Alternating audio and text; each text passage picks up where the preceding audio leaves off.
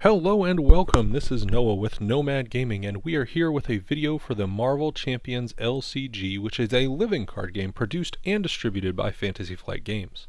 Today we are going to be taking a look at our first expansion, hero expansion for the game, which features the Man Without Time, Captain America. If you haven't seen our hero reviews for the core set heroes, scroll back through our playlist and check out the content on the 6 original heroes. But without further ado, let's jump into our discussion of America's favorite hero, Captain America. In Marvel Champions, each player is going to choose a two-sided identity card, which starts in its alter ego side face-up. Our first hero expansion brings Captain America, Steve Rogers, to the game. Let's take a look at the statistics to see what we're going to be working with here. With 11 hit points, we have a decent-sized body to work with. Our hand size is fairly standard, 6 and in alter ego form, and 5 in hero form. A recover of 3 is a little bit low, and once we get all dressed up, Cap is going to be boasting the versatile 2-2-2 stat line, which opens up a lot of possible strategies for our First Avenger. Steve Rogers has the trait of Shield and Soldier, and he brings two interesting abilities to the table. First, we have the Living Legend static ability, which allows us to reduce the cost of the first ally played each round by 1. First thing to note is this ability doesn't apply only to our allies. If we aren't the first player, someone else can take advantage of this by dropping their ally first at the discounted rate. This ability definitely ranks high among the static abilities in the game, and we know the value of allies, and anything that helps us get them out onto the table faster is going to be good to build around. Our second ability is a setup ability, which allows us to search our deck and discard pile for Captain America's shield upgrade and add it to our hand. One element of this game that I believe is easily overlooked, but is essential to the core gameplay of this, is the sequence in which things happen. When we look at Appendix 2 of the rules reference, we can see that the order in which the setup phase is conducted. Of note for this is that our hero setup events are going to be the very last thing that we do before starting the game. So if you pull the shield out in your opening hand, it's going to be an automatic discard to your mulligan, because before the game starts you're just going to get the shield right back into your hand with this ability. If you don't have it in your hand and you didn't mulligan it, you're going to pull it out of the deck and get that bonus card to start off the game with a hand size of 7, so that's very useful. We're going to talk about it more as we move through the player cards, but the shield is going to be a pivotal tool for Cap, so we're happy to get it out early and probably want to make sure that we get it onto the table ASAP. Let's flip over and take a look at our hero ability. When we flip over to our hero form, it gives us the Avenger trait and removes the shield trait. Avenger can be useful for cards like Avengers Assemble, so it's not altogether irrelevant to keep that in mind when we're building. The ability I Can Do This All Day is an action, which says discard 1 card from your hand, ready Captain America, limit once per round.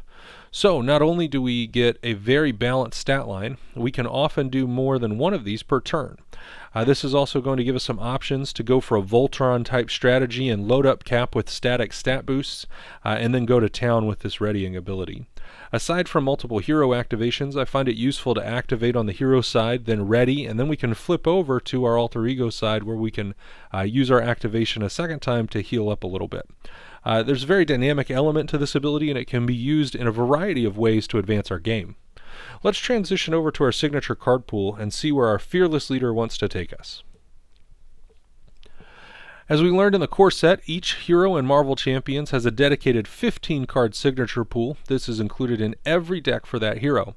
This is where we really get to see the flavor and utility of our character come to life. So let's take a deeper look at what our super soldier is bringing to the front. Our signature ally is going to be Agent 13, Sharon Carter. She's a 3-cost ally with 3 health. She has 2 thwart and 1 attack and 1 consequential damage for each action. She has the shield trait and a response ability. After Agent 13 enters play, remove 2 threat from a scheme. This can be huge. 2 threat for entering play, and then if you choose to, another 2 threat immediately with a thwart action. That's 4 threat. That's a 4 threat swing right there, and that could clear a pesky side scheme or take us out of danger on our main scheme. The 1 attack comes in handy for finishing off enemies or for clearing tough when needed, but generally speaking, I'm not super excited to see her early on in the game, particularly in my opening hand, but mid to late game she can be a real bomb. We already started to talk about the signature shield wielded by our hero, but we can see here that Captain America's shield is a unique 1-cost upgrade. It is a restricted item. A character can only hold 2 restricted items at a time. The shield is going to give Cap +1 defense and gives us Retaliate of 1.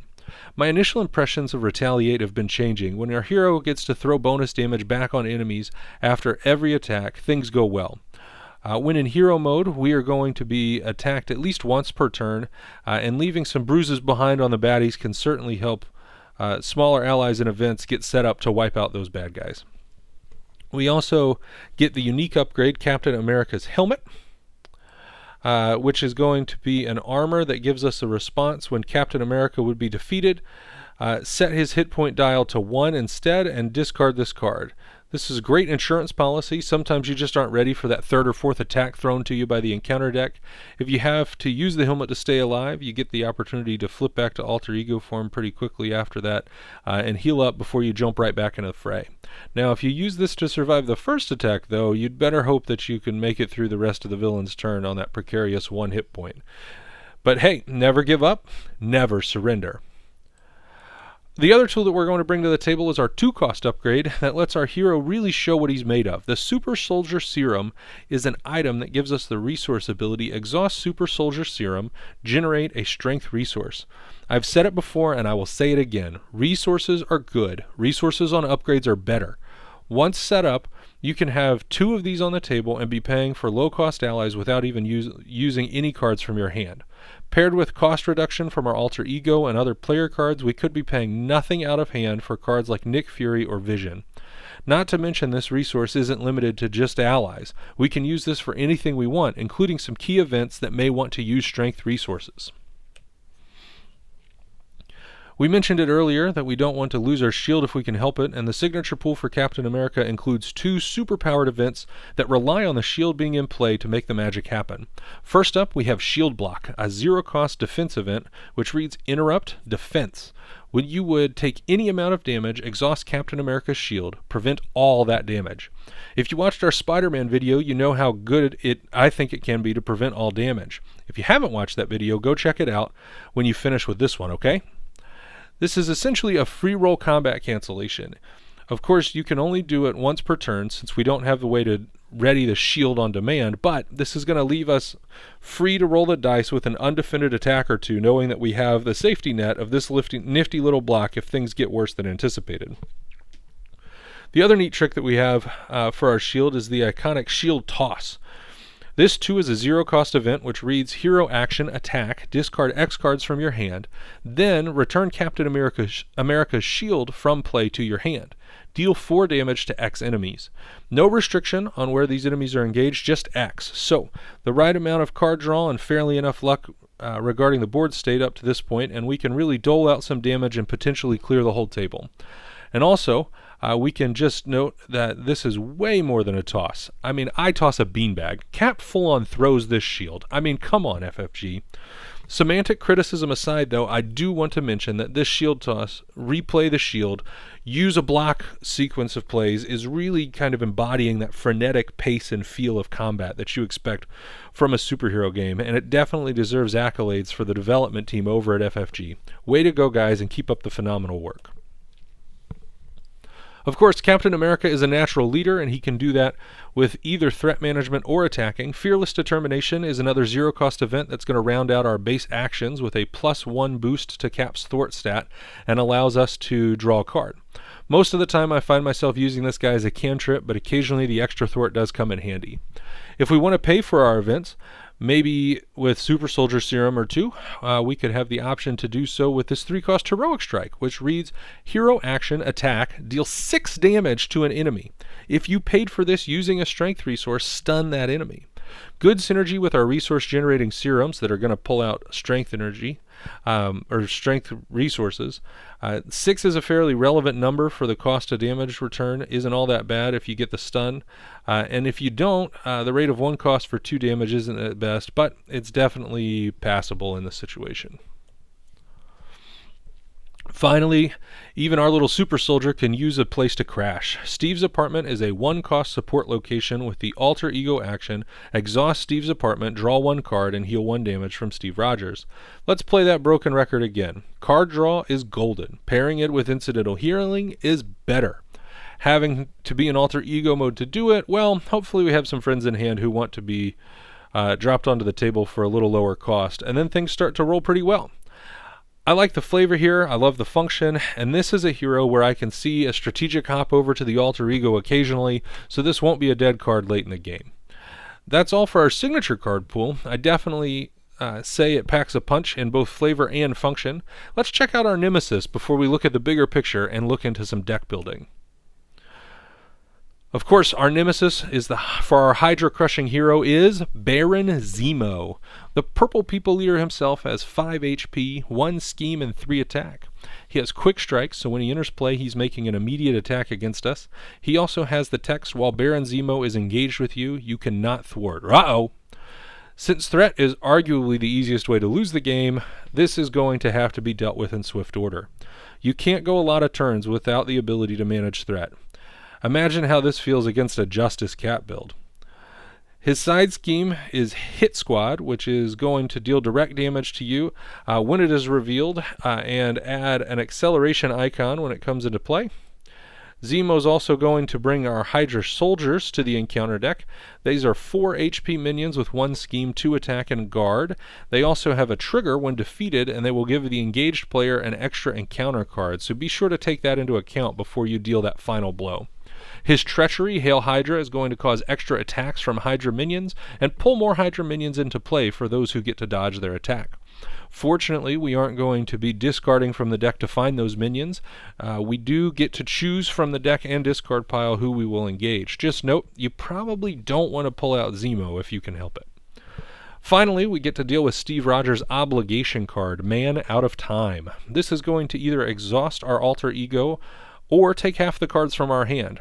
As you know from my earlier videos, I am generally a proponent of the exhaustion mechanic, and in this case, I think our hero gives us reason to lean that way also. Remember, we can flip to our hero form and discard 1 card to ready, so exhaustion isn't as bad for good old Cap as it is for some of our other friends. Captain America is the people's hero. His stat line can literally do it all, and in some cases do it well. When we look at deck building for Cap, you really do whatever you want because he can handle it. There's an obvious synergy with the ally plan, and his innate ability to ready makes cards like Teamwork suddenly less useless. We have a great signature pool that can deal with enemies and threat, which is going to let us go all in on aspect-specific strategies. Since there is still no upgrade recursion in the game, you really do need to do everything in your power to keep your shield in play. It's kind of a big deal. So, with that summary in mind, let's take a look at the aspects and how they're going to play out with our super soldier. Sometimes a man just has to hit something, and our super soldier is no exception. He seems uniquely poised to take advantage of cards that trigger with minions that are killed, like Hall of Heroes, Battle Fury, and chase them down. With the ability to ready for multiple attacks and shield toss letting us knock off handfuls of minions at once, I feel like we have plenty of chances to take advantage of those triggers, provided we do see enough minions. Aggression boasts some fun synergies with the strength resource. Of course, Hulk gets to do 2 damage if he flips a strength icon, and we can use our bonus resources from our serums to trigger Yarn Board if the timing is right. The gap between 2 and 3 cost allies is kind of huge, so reducing Valkyrie and Tigra to 2 cost would be fairly awesome. I don't know that a 5 cost Hercules is going to get it done, but under the right circumstances, even he gets a big benefit from passive cost reduction from Steve Rogers. And going back to the mini Voltron strategy, aggression can give us combat training for a permanent boost to our attack. Swinging twice per turn for 3 is significantly better than swinging twice for 2. So, there you have it. Aside from Agent 13, Cap isn't getting it done all that well on the threat side. Justice serves as a strong complement to our basic strengths. We do have the ability to ready an extra time each turn, so an upgrade like Heroic Intuition is stronger on Cap than elsewhere. We can trigger the bonus damage from Concussive Blow with our Super Soldier serums, and we can use things like Surveillance Team and Under Surveillance to keep us alive while we close out the game. I do want to note that with the lower recover and middling health pool, this is not going to be the ideal place to run Great Responsibility. It's just as likely to kill you with the damage as it would be with the threat that could have gone on the scheme. Good, safe pairing, but just not a true hero, not the true hero work that I really see Captain America putting in. Captain America Leadership feels like cheat mode. The expansion comes pre-built for this, although I personally think the balance is super wonky in the straight-out-of-the-box build. When tuned and tailored, though, Cap can really exert some serious power with the Ally and Avengers synergies. There are a lot of one-shot boosts like Inspired and Lead from the Front that make use of our readying ability, and I even see good use for teamwork coming out of this build. This aspect brings several key ally-centered events like Make the Call and Get Ready to improve our efficiency and get the job done. It is notable, though, that Captain America cannot reduce the cost of an ally when you use Make the Call because you have to pay the full printed cost of the ally. But that doesn't mean we aren't going to run a full playset of everyone's favorite event.